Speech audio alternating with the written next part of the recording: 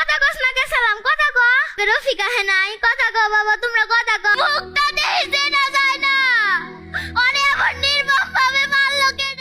এই পর্যায়ে আমরা ডেকে নিচ্ছি আমাদের গাজীপুরের বন্ধু আয়েশা বিনতে আলমকে, যার অভিনয়ের বিষয় শহীদের মা।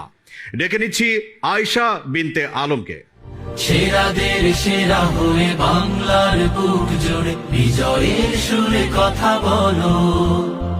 লাল সবুজের দেশে গান সুর কবিতার টানে সেরাদের সেরা আজকে আমার ভুলাইব তাই এত কিছু অলেগা ওর প্রিয় কুমড়া বড়ি দিছি ওর বাহে পুষ্কুনি থেকে মাছ মারছে এই মাছ রানছি ওর লেগে একটা বড় মুরগা রাখা দিছিলাম এই মুরগাও রানছি ওর পছন্দের পিঠাও বানাইছি আজকে আমার বাড়িতে উৎসব হইব।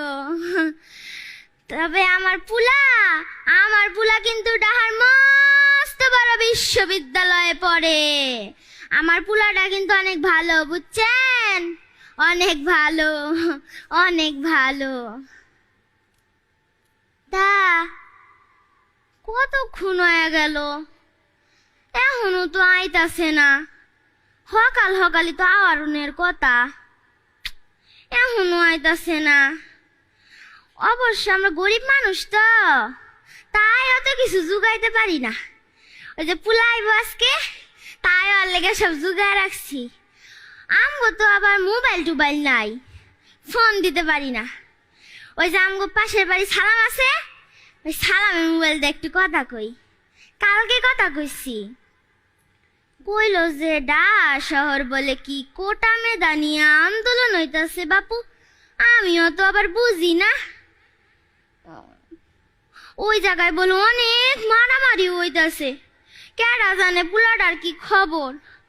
আল্লাহ তুমি আমার পুলাটারে ভালোভাবে নিয়ে আইসো, তুমি আমার পুলাটারে ভালো করে নিয়ে আইসো, আল্লাহ ভালো করে নিয়ে আইসো।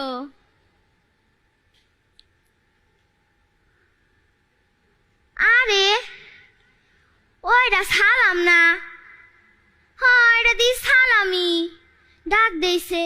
এ সালামে হন বাবা হন, এদিকে হন। ওই যে আমগো রফিকের একটা ফোন দে না। হ্যাঁ কইলো যে আজকে আইবো, সকাল আইবো, তাই এখনো আইতাছে না। হ্যাঁ ফোন কর হ্যাঁ ফোন কর।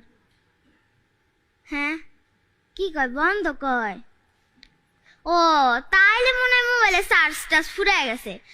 আচ্ছা তুই কই যাস?